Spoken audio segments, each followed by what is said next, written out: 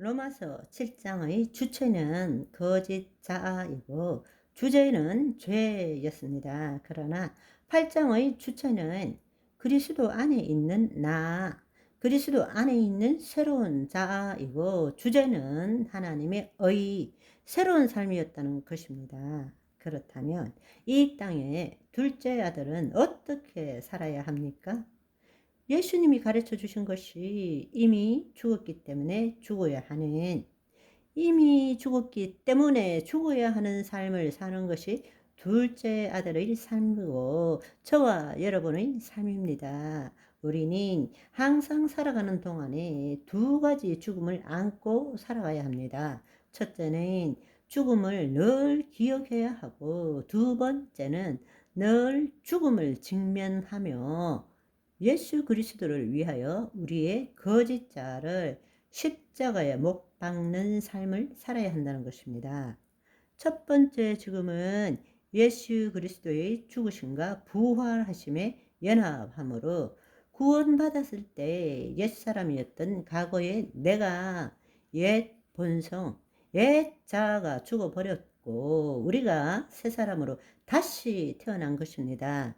우리의 태생과 신분이 변화된 것입니다. 우리의 본질이 새롭게 된 것입니다. 그러나 우리의 혼과 몸은 여전히 법적으로는 구원을 받았지만 현실적으로는 과거와 동일하다는 것입니다. 그래서 두 번째 죽음은 첫 번째 죽음으로 재창조된 새로운 피조물로서 그 신분대로 살기 위해서 우리는 매일매일 죽는 삶을 살아야 합니다. 사도 바울이 나는 날마다 죽노라 했을 때 바로 그 죽음입니다. 왜 사도 바울은 날마다 죽음을 직면하고 이 죽음을 자랑했을까요?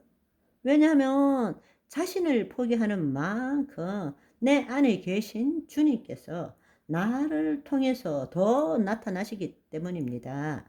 구원을 얻은 자는 자신의 생각과 감정, 그리고 몸이 자신이라고 여기는 이 거짓자에서 벗어나기 위해서 우리는 늘 믿음의 선한 싸움을 해야 합니다. 그것이 바로 자기를 부인하고 자기 십자가를 지는 삶입니다. 두 번째 죽음을 경험하는 것이죠. 이것을 다른 말로 구원을 이루어가는 삶, 혼의 구원을 이루라 라고 말씀하시는 것입니다. 이것을 가장 잘 설명한 구절이 고린도후서 4장 10절 11절의 말씀이죠. 여러분, 이 말씀을 보시면 우리가 항상 예수의 죽음을 몸에 짊어짐은 첫 번째 죽음을 말하는 것입니다.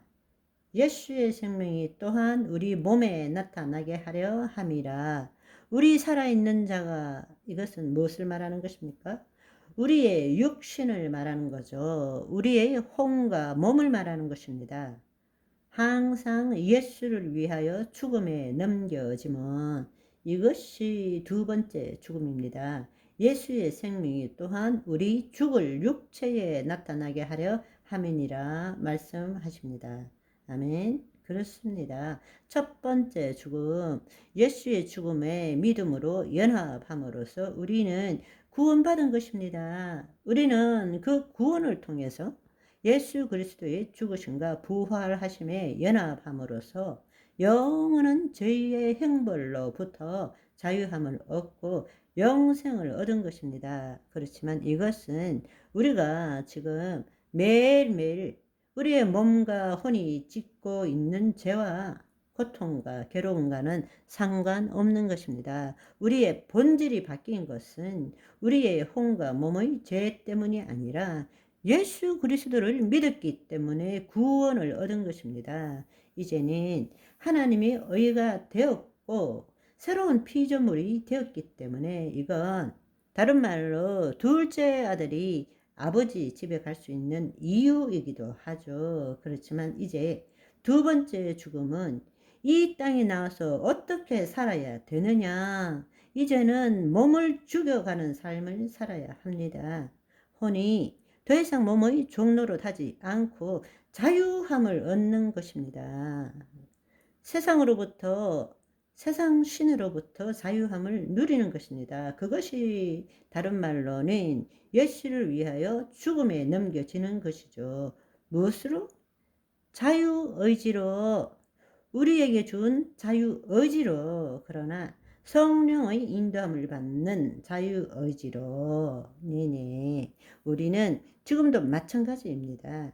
우리의 영은 거듭났지만 우리의 혼, 의식은 자유의지를 가지고 있고 여전히 하나님께 순종할 수도 있고 세상 신에 순종할 수도 있고 자신의 몸에 순종할 수도 있다라는 것입니다. 바로 이 혼의 구원을 이제 이루어 가야 한다는 것입니다. 무엇으로요? 거짓자로요? 아니요.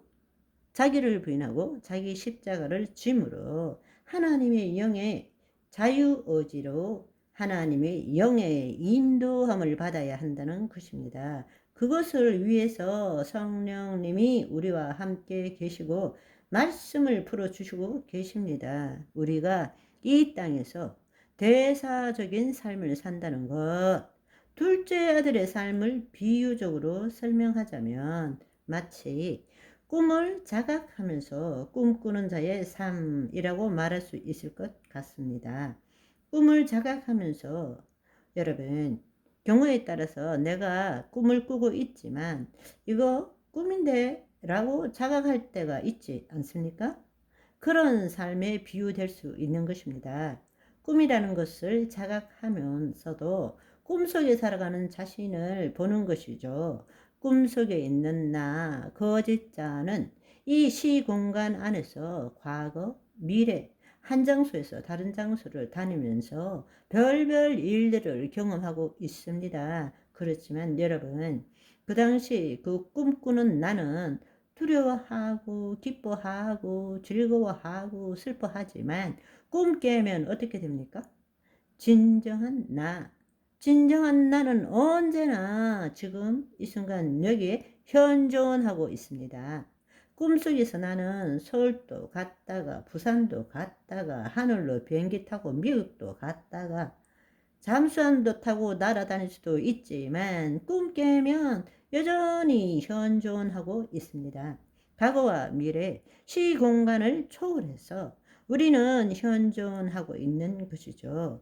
꿈을 꿀 때는 꿈속에 내가 진짜인 것처럼 생각되지만 꿈을 꾸다 깨면 진정한 나는 그 꿈을 꾸고 있는 그대로 자각하는 존재, 바로 그것이 혼이고 의식입니다.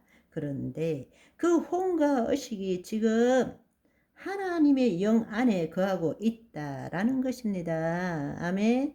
할렐루야. 바바이.